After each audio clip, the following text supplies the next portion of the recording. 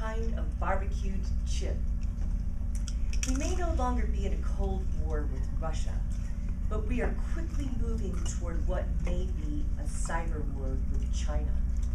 And this is a war we may find difficult to win. Here to explain how and why this is happening, please welcome Jodie Ruana.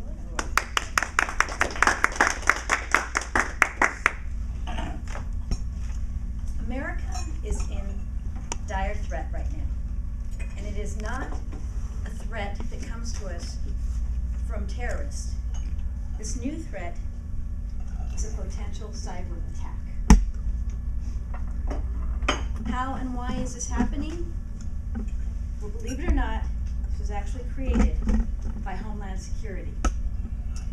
In the past, when microchips came into this country, Customs would take pictures of these and they would verify the trace codes.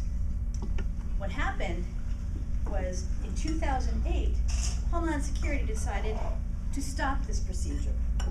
Why? Nobody seems to have an explanation for it. They say it was for legal purposes. But what it did was it opened up the floodgates, and we have since seen millions and millions of counterfeit microchips coming into this country.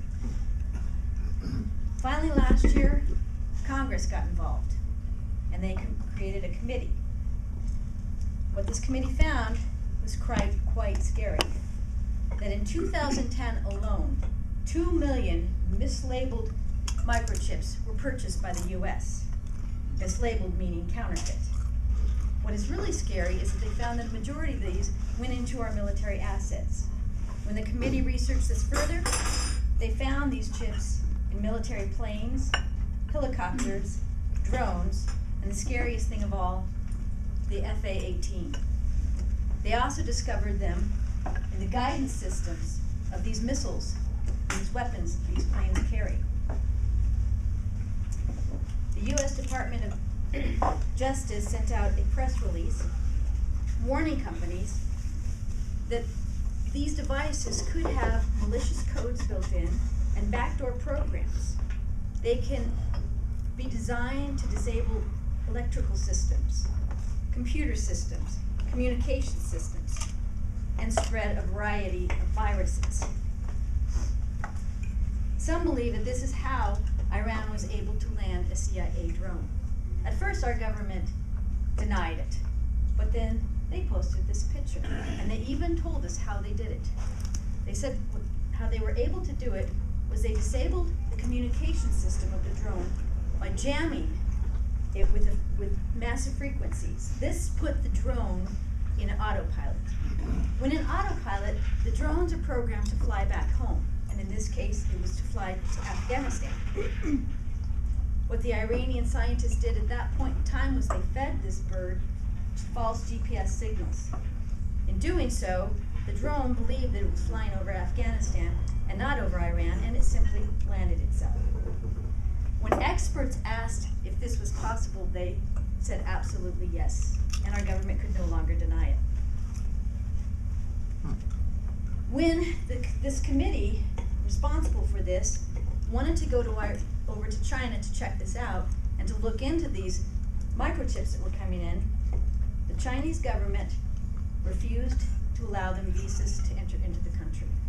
They would not allow them to. What the Chinese government didn't realize is that we have media over there. So when the media got wind of this, they started sending pictures back. This is how microchips are supposed to be produced. The images that came back from China look like this. This is how the counterfeit microchips are being produced. They are heated over hibachi grills. The solder is melted. They pull off the microchips, they wash them, they sand them off, and they restamp them military grade. Then they turn around and sell them back to us at a discount. This is the result. What we have seen in the past couple years, since the Homeland Security has been allowing these microchips in, is we saw an FA-18 crash into a San Diego neighborhood. 2 collided over Nevada. 1 fell into the Arabic Ocean, and one crashed over Iran. We saw an FA-18 crash into an apartment complex in Virginia. And in September, a crash in Nevada brought our total up to crashes in Nevada alone last year up to 4. This doesn't even begin to cover the other incidences that have been taking place. We have lost missiles into neighborhoods. There was one in Florida that veered a mile off course and ended up sparking a national wildfire. Why am I telling you this? I'm telling you this because, one, I think that we all need to be aware of what's going on, and that the bill, the HR 6012, which is trying to reinstate the way that we look at microchips coming into this country, has yet been ratified by Congress. The other reason why I'm telling you this is because this has been an inspiration for a new book that was released last month.